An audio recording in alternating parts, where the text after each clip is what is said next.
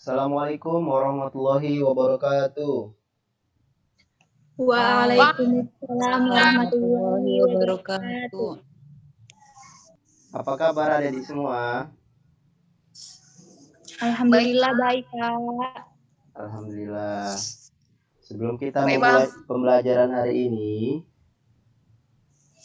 kita berdoa yang dipimpin oleh anak kita Miftah.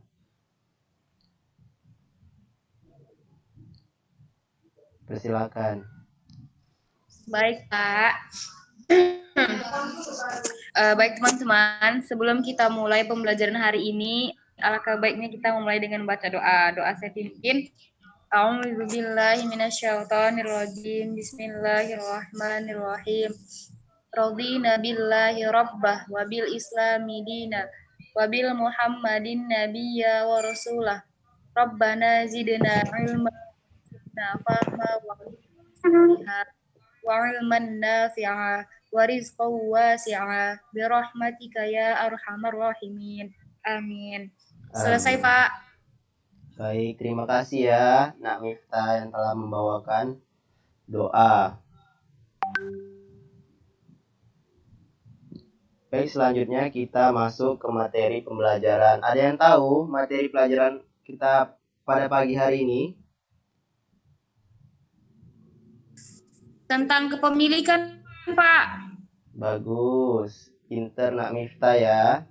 Karena dibaca di situ ya, ada tadi. Ya, betul, tentang kepemilikan. Dalil kepemilikan atau milkiyah.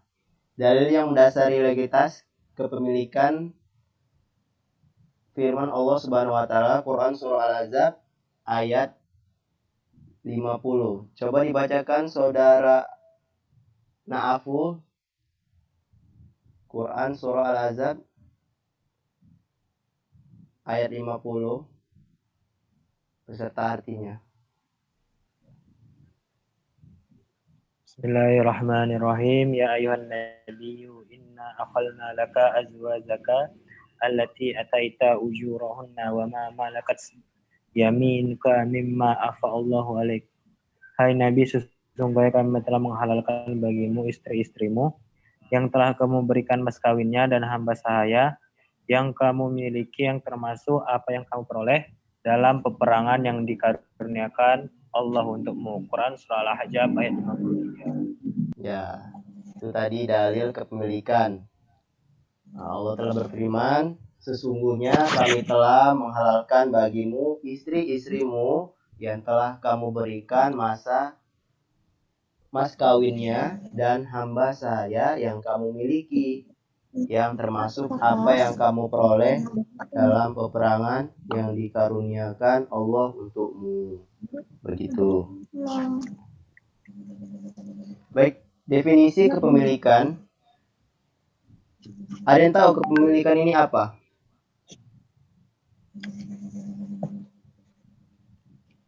Ada yang tahu anak-anak Bapak semua? Ya tahu ya? Punya sendiri, Pak.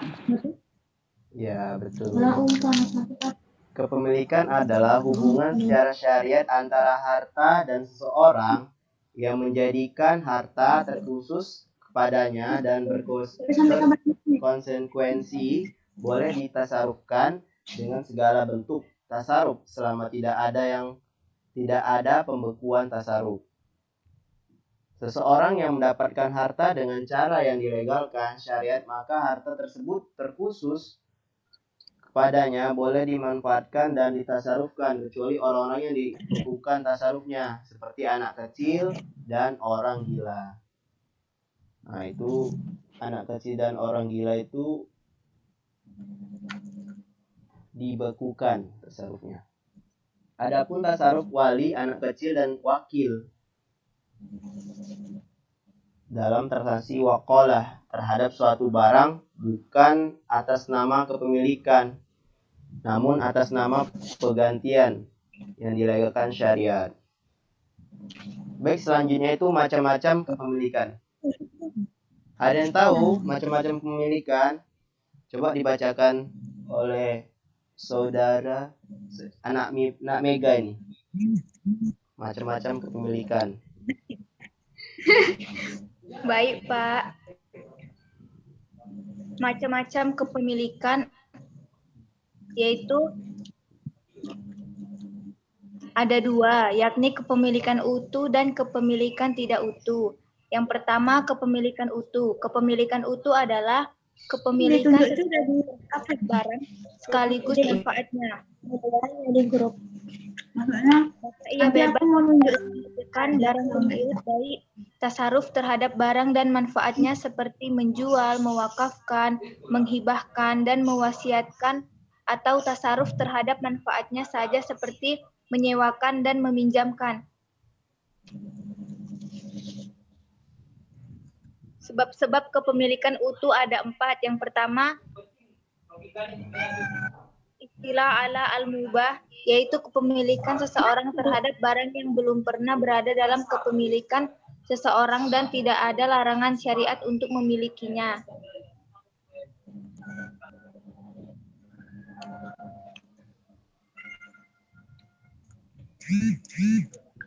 Kemudian yang kedua ada al-uqud, yaitu kepemilikan seseorang terhadap barang dan cara transaksi. Kemudian ketiga, khalafiyah, yaitu kepemilikan seseorang terhadap barang dengan cara pergantian. Yang keempat, tawalud min al-mamluk, yaitu kepemilikan seseorang terhadap barang hasil dari apa yang dimiliki.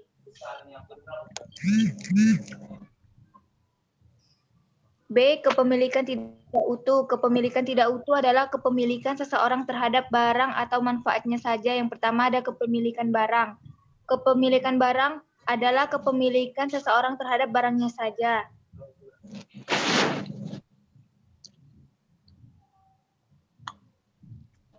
Cukup. Dilanjutkan oleh Lailatul Amalia. Apa-apa saja kepemilikan tidak utuh itu?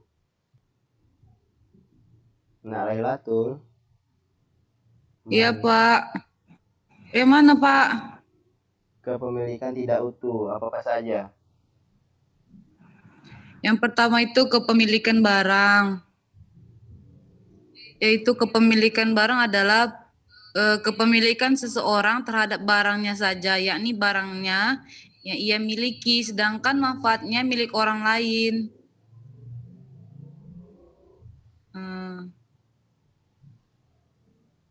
Yang kedua, kepemilikan manfaat, yaitu kepemilikan manfaat adalah kepemilikan seseorang terhadap manfaatnya terhadap manfaatnya saja, sedangkan barangnya milik orang lain. Ya, betul. Itulah tadi macam-macam kepemilikan. Dari kepemilikan utuh dan kepemilikan tidak utuh. Kita lanjut ke akad transaksi. Dalil yang mendasari legitas akad dalam firman Allah Subhanahu wa taala, Quran surah Al-Maidah ayat 1. Yang berbunyi, A'udzubillahi minasyaitonirrajim. Bismillahirrahmanirrahim.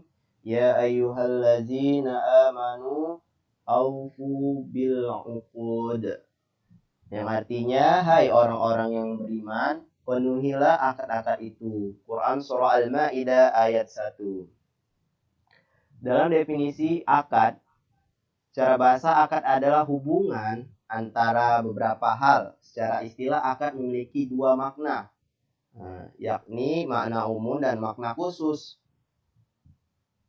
Akad secara umum adalah rencana seseorang untuk mengerjakan sesuatu, baik atas dasar keinginan tunggal satu orang, seperti akad wakaf dan talak, atau butuh dua keinginan kedua orang untuk mewujudkan seperti akad jual beli dan akad perwakilan. Adapun definisi akad secara khusus adalah ijab dan kabul dengan cara dilegalkan syariat dan berkonsekuensi terhadap barang yang menjadi objek akad, sehingga mengecualikan cara tidak dilegalkan syariat seperti kesepakatan antara membunuh seseorang maka tidak dinamakan akad. Begitu anak-anak Bapak semua. Selanjutnya itu adalah struktur akad. Nah, struktur akad terdiri dari 4 unsur. Yang pertama itu adalah sigah, akid, maqud alaih, dan yang terakhir itu tujuan akad. Siga apa sih itu? Siga itu yaitu ijab dan kabul yang menunjukkan keinginan pelaku akad untuk melangsungkan akad baik dengan cara ucapan, pekerjaan, isyarat, dan tulisan. Akid adalah ijab dan kabul mungkin terrealisasi tanpa adanya pelaku akad. Maka dalam akad harus ada akid atau pelaku akad untuk melangsungkan akad. Yang ketiga itu maqud alaih. Apa sih itu? Yaitu objek akad. Maqud alaih ini kalanya berupa barang seperti dalam akad hibah atau pemberian, atau tidak berupa barang seperti mempelai wanita dalam akad pernikahan, atau berupa manfaat seperti dalam akad ijarah atau persewaan.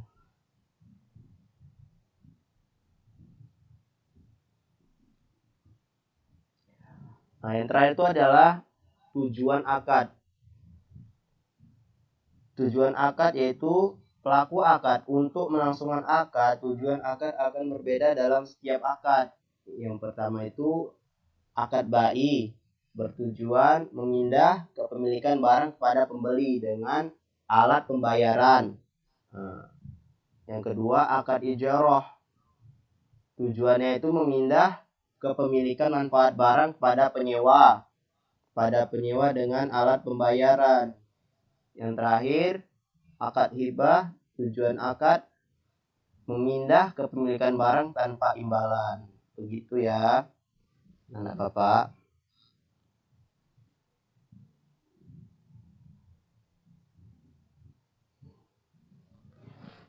Macam-macam akad.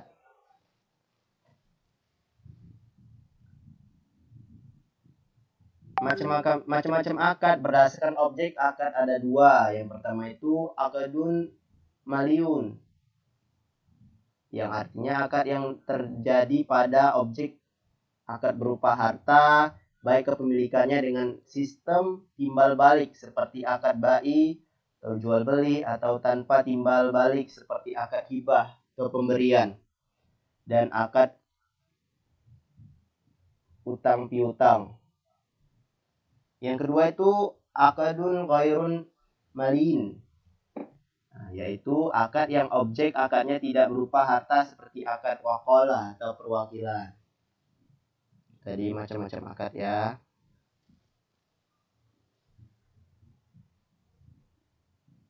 Baik, yang terakhir kita masuk pembuka lahan mati.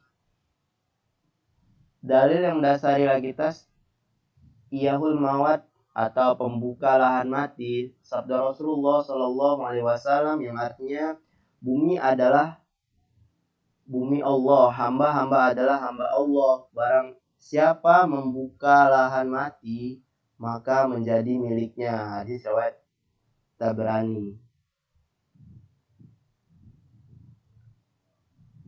Selanjutnya dalil mendasari lagitas iyahul mahwat.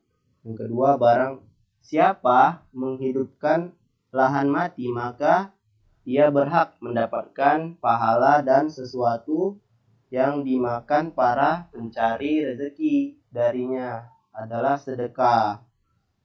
Yang ketiga, hadis Rasulullah SAW, barang siapa mengolah lahan yang tidak dimiliki seseorang, maka ia lebih berhak dengannya. Hadis riwayat Ahmad.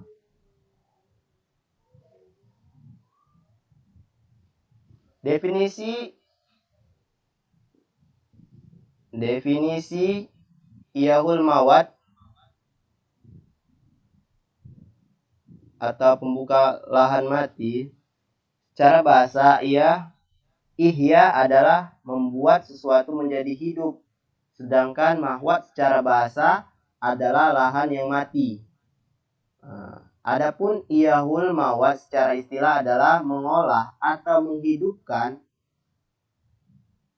lahan yang mati atau lahan yang tidak bertuan dan tidak dimanfaatkan oleh seseorang. Hukumnya ihya'ul mawat adalah sunnah. Maka setiap orang Islam dianjurkan menghidupkan lahan mati baik di daerah Islam atau di selain daerah Islam. Menurut Imam Zarkashi, secara umum lahan dibagi menjadi 3. Yang pertama itu ma'mulukah, yaitu lahan yang dimiliki seseorang baik dengan cara pembelian atau hasil dari pemberian orang lain. Yang ketiga, mahbusa, yaitu lahan yang tidak bisa dimiliki baik karena terkait dengan kepentingan umum seperti jalan raya dan masjid ataupun kepentingan individu seperti barang wakaf. Yang terakhir itu munafakah, yaitu lahan yang tidak terikat dengan kepentingan umum atau kepentingan individu, yakni lahan mati yang bisa dimiliki dengan cara ihya'ul mawat.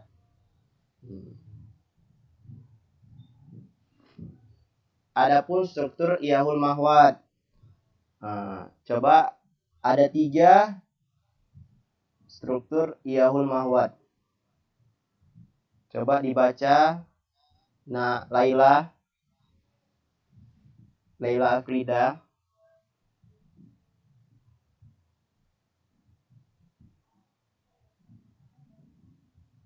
Laila Afrida ini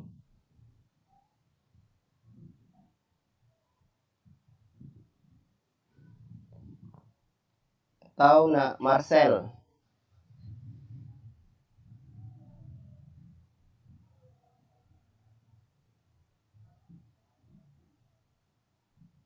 Nah, Marcel, coba bacakan struktur ihya'ul mawat. Ada 3 rukun ihya'ul mawat.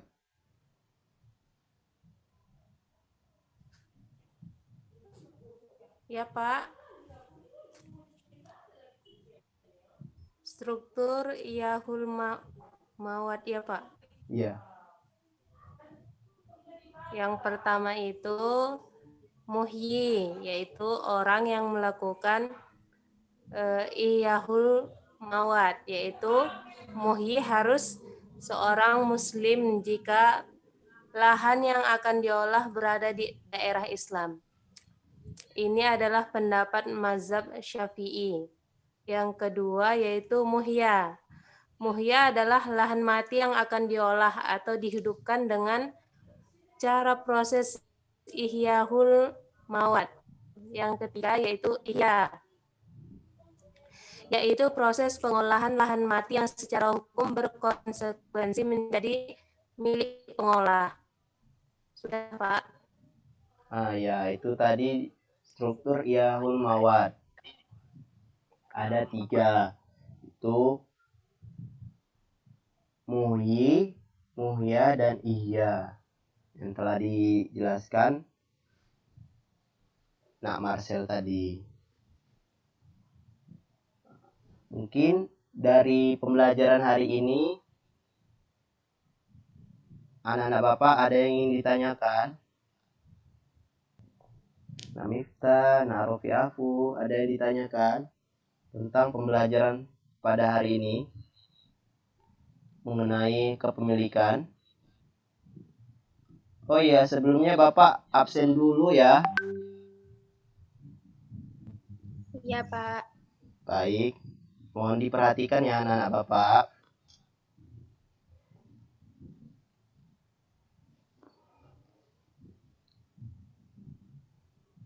Miftahur Rahma Padang.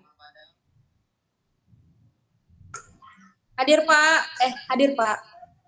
Baik. Muhammad Rofiafu. Bang Hadir Abi. Mega Pertiwi Silalahi. Hadir, Pak. Lailatul Amalia. Hadir Ustaz. Marcel Piani Kakban. Hadir Ustaz. Laila Afrida ini.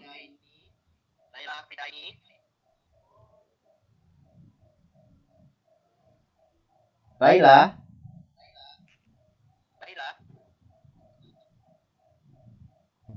Ke kamar mandi, Pak. Oh iya. Muhammad Ali Mubarak.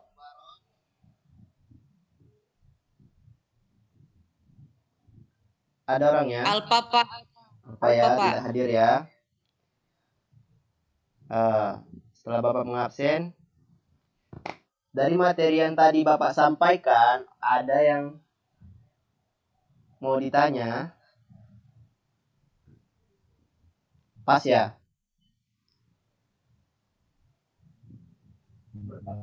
Pas, Pak. Baik, mungkin tidak ada lagi yang ingin bertanya. Memang nggak ada yang bertanya ya. Mungkin bisa dapat dipahami dari materi pembelajaran pada pagi hari ini. Mungkin ini saja yang Bapak dapat sampaikan. Apabila ada kata-kata Bapak yang salah, Bapak mohon maaf. Dan kepada Allah, Bapak mohon ampun. Wabillahi taufiq wal hidayah. Wassalamualaikum warahmatullahi wabarakatuh. Waalaikumsalam warahmatullahi wabarakatuh. Waalaikumsalam warahmatullahi wabarakatuh. Waalaikumsalam warahmatullahi wabarakatuh.